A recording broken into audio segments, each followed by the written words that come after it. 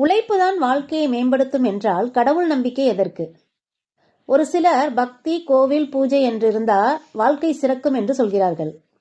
ஆனால் இன்னும் சிலரோ சாமியாவது பூதமாவது நடக்கிறது தான் நடக்கும் என்கிறார்கள். எது சரி? ஒருமுறை ஸ்ரீ ஆதிசங்கரர் ஒரு கிராமத்தின் வழியாக போய்க் கொண்டிருந்த போது அவரை கண்ட விவசாயி ஒருவன் இதே கேள்வியை கேட்டான்.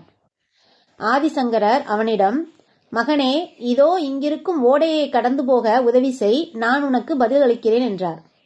அவன் அந்த ஓடையின் குறுக்கே போடப்பட்டிருந்த ஒற்றை பனைமரை துண்டு பாலத்தின் மீது ஏறி பக்கத்தில் இருந்த ஒரு மூங்கில் கழியை பிடித்தபடி நடந்தான். சங்கரரும் அந்த குச்சியை பிடித்தபடி பாலத்தை கடந்தார். அக்கறையில் இறங்கியதும் நன்றி தெரிவித்தார். அதற்கு அவன், எனக்கு எதற்கு நன்றி? நீங்கள் ஓடையை கடந்ததற்கு இந்த மரப்பாலத்துக்கல்லவா நன்றி சொல்லணும் என்றான். ஓஹோ, அக்கறையிலிருந்து இக்கரை கொண்டு வந்து விட்டது இந்த பாலம்தானா? அப்படியென்றால் அந்த மூங்கில் குச்சியை எதற்காக பக்கத்தில் கட்டி வச்சிருக்காங்க என்றார். மரப்பாலத்தை கடக்கின்ற போது திடீரென வழுக்கி விழுந்தால் பிடிக்கத்தான் சுவாமி என்றான். உன் கேள்விக்கும் அதுதான் விடை.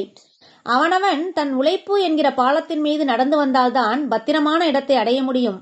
ஏதாவது எசகு பிசகாக தவறி நடந்தால் அந்த குச்சியை பிடிக்கின்ற மாதிரி ஆண்டவனின் திருவடியை பற்றி கொள்ளணும் என்றார் ஆதிசங்கரர். ஒரு கையில் கடவுள், மறு கையில் கடமை. இப்படி இருப்பவர்கள் கெட்டதாக சரித்திரமில்லை. நாம் வழிபடவும் வேண்டிய வரங்களையெல்லாம் தரவும் மட்டுமில்லை கடவுள், நாம் துக்கப்படும் போது சொல்லி ஆறுதல் தேடவும் அவர் வேண்டும். எனவேதான் கல்லோடு ஆயினும் சொல்லி அழு என முன்னோர்கள் சொல்லியிருக்கிறார்கள்.